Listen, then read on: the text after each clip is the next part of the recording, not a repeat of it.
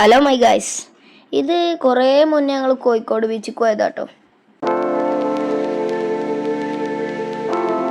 ഇതിൽ ഞങ്ങളെ വലിപ്പം കണ്ടാൽ മനസ്സിലാവും, ഞങ്ങളൊക്കെ ചെറിയ കുട്ടികളായിരുന്നു. അത്രയും പഴകിയ വീഡിയോ കേട്ടോ. ഈ വീഡിയോ ഇങ്ങനെ ഫോണിൽ കണ്ടപ്പോൾ എഡിറ്റ് ചെയ്തതാട്ടോ. എഡിറ്റ് ചെയ്യാൻ വൈകി പോയതാണ്. ഞങ്ങൾ ബീച്ചിൽ കൂടെ ഇങ്ങനെ നടന്നപ്പോൾ ഇപ്പോൾ ഉഗ്ഗാനൊക്കെ പോകുന്നുണ്ട് കേട്ടോ. കാക്കു എന്തൊക്കെയാ നിലത്തുനിന്ന് പെറുക്കണൊക്കെ ഉണ്ട് കേട്ടോ. പക്ഷെ ഞാനൊന്നും പെറുക്കണില്ല.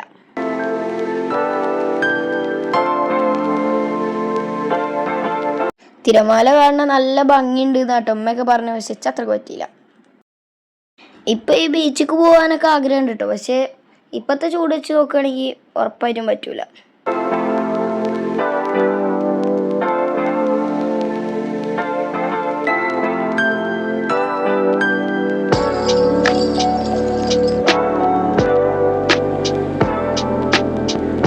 അനു ഇവിടെ കരയത്തായിട്ട് നിൽക്കണേ. ഞാൻ കുറച്ചൊക്കെ താഴത്തേക്കൊക്കെ പോയോക്കി, വലിയ ആയൊന്നുമില്ല.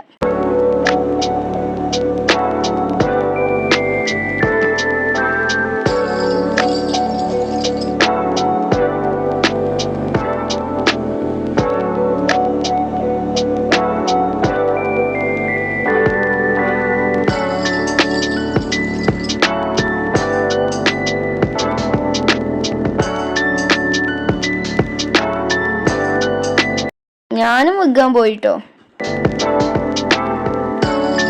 എനിക്ക് ഈ മീനുകളെ കണ്ടപ്പോഴാട്ടോ മനസ്സിലായത് ഞങ്ങൾ കോഴിക്കോട് ബീച്ചിക്കല്ല പോയിക്കണത്, ചാവക്കാട് ബീച്ചിക്കാണ്. കുറേ മുമ്പുള്ളതായതുകൊണ്ട് എങ്ങോട്ടാണെന്നും കൂടി അറിഞ്ഞില്ല. അപ്പോൾ ഇതിൻ്റെ ഇവിടെ എത്തിയപ്പോഴാണ് മനസ്സിലായത് ഇത് ചാവക്കാട് ബീച്ചല്ല, മറ്റേ ആ ചാവക്കാട്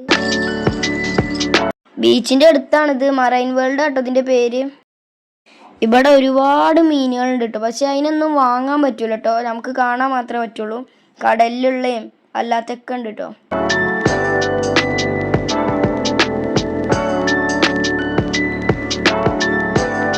ഇവിടേക്ക് നമ്മൾ കുറേ മുമ്പ് പോയിരുന്നു.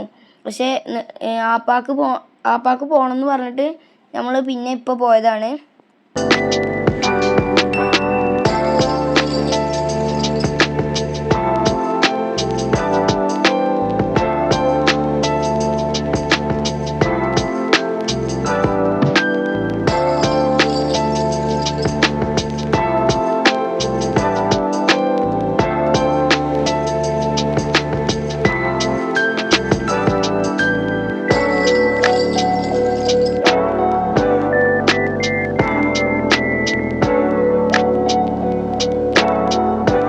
കടലത്തെ മീനുകളാണെങ്കിലും നല്ല രസമുണ്ട് കേട്ടോ. ഒക്കത്തിനും കാണാൻ വ്യത്യസ്ത തരത്തിലുള്ള മീനുകളാണ്.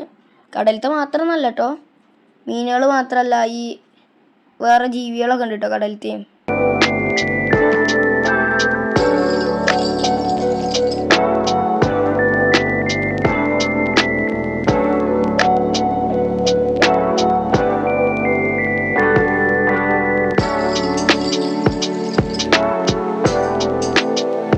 പിന്നെ നല്ല വലിയ വലിയ മീനുകളും.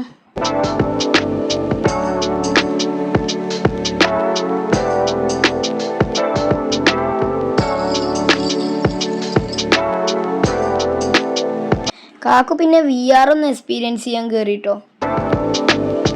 കാക്കു അങ്ങോട്ടും ഇങ്ങോട്ടും തിരിയണൊക്കെ ഉണ്ട്. അതിൻ്റെ ഉള്ളിൽ എന്തോ ആണെന്ന് ഓനിക്കുള്ളല്ലോ അറിയാം.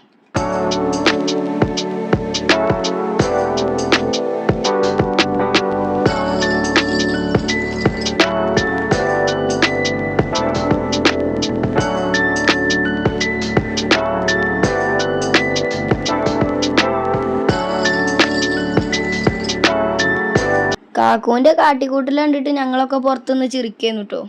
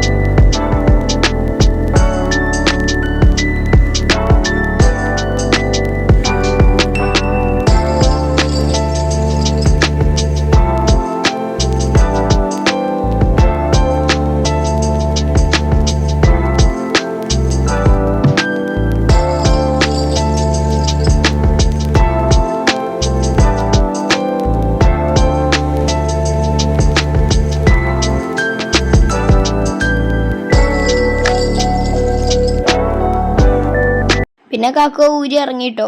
എന്നിട്ട് നേരെ ഞാൻ പാമ്പിനെ കയ്യും വെച്ചു കേട്ടോ.